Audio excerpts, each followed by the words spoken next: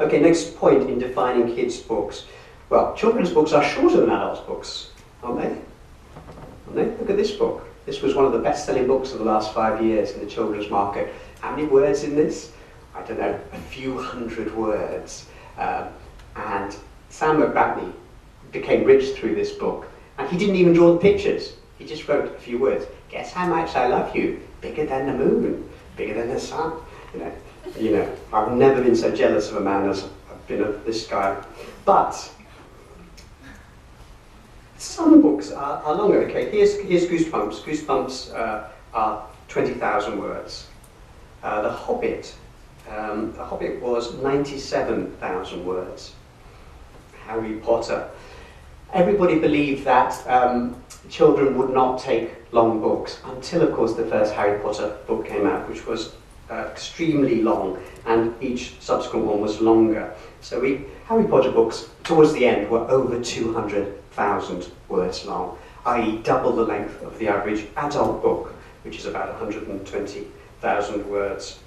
Okay, next point, children's books do not contain adult themes. They are special themes for children. You know, this is true, but exceptions are easy to find. In Tom Sawyer, which is in every kids' book library in schools around the world, you know, do you remember Becky and Tom get stuck in that cave for days and nearly starve to death, and Injun Joe does actually starve to death. So it's full of very adult themes. Racism and rape, as we said before. Rebecca, I mentioned before, about suicide, and it's really about powerlessness and control, that book. BFG is an interesting book. Children's books are plot-driven, not character-driven. There's a major difference. Character doesn't really count in children's books. This is one of the most successful children's books in history. Sophia, the girl there, is one of the worst drawn characters in history. Roald Dahl clearly had no rapport with real children, had never met an 8-year-old. Just dip into any book, any page of this book, and you'll see that Sophia speaks like an adult woman. Oh, how frightful! A large giant is approaching us. This is terrible. He may abscond with us. You know, not a child. Roald Dahl is one of my favourite writers, but he did not know children. Characters, this is an interesting point I want to share with you. If you tell a child a story, I'm going to tell you a story about a girl named Marty Lee, who ended up kissing a boy at midnight. The kids will be this interested, but you take out the names. I'm to tell you about a girl who ended up kissing a boy at midnight. They will be so interested. Why? Children's book characters have to be hollow, because children place themselves into that role. A lot of writers spend a lot of time making children's books characters complex, and in fact they shouldn't. That's exactly the wrong thing to do. You should make them into ciphers that the children themselves can step into. Children love wordplay. Here's a poem. I'll give you 10 seconds to look at it and work it out. Okay, it's a conversation. Hey! Hi. Are you busy? Yes. Oh. Too busy for tea? Oh, I am okay for tea. And you two? Yes, I'm okay for tea. And you two? Yes, we are okay for tea too. And you two? I am too busy for tea. I have to stay at the office, you see. Okay, wordplay.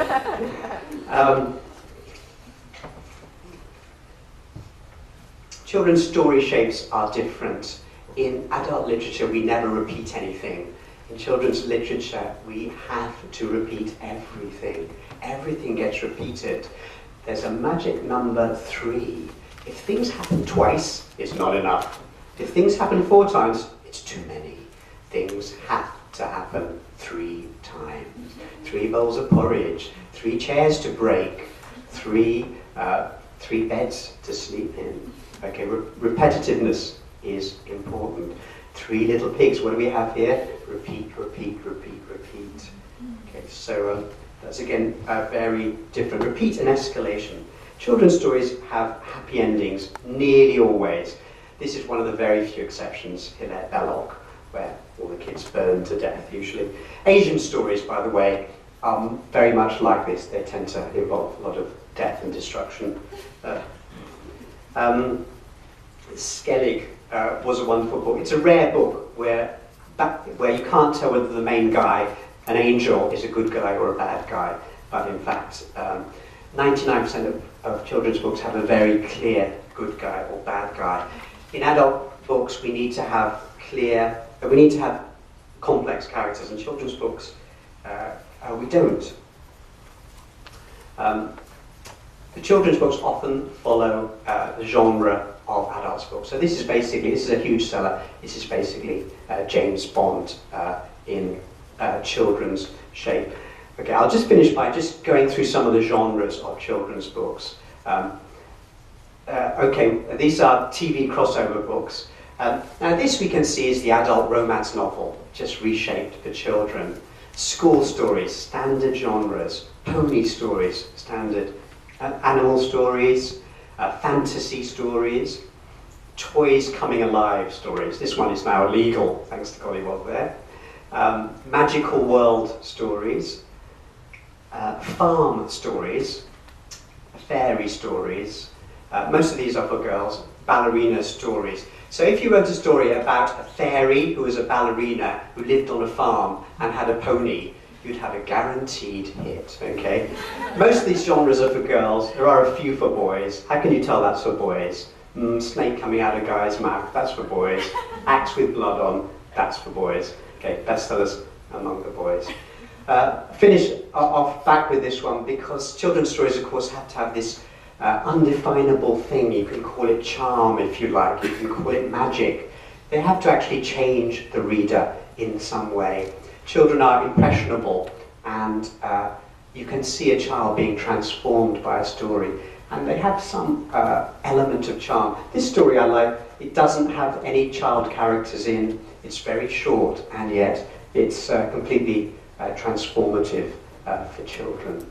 So, okay, I'm going to stop there. If anybody has a children's book masterpiece, bring it to my attention as soon as possible. But do not tell me it is for everybody. Thank you.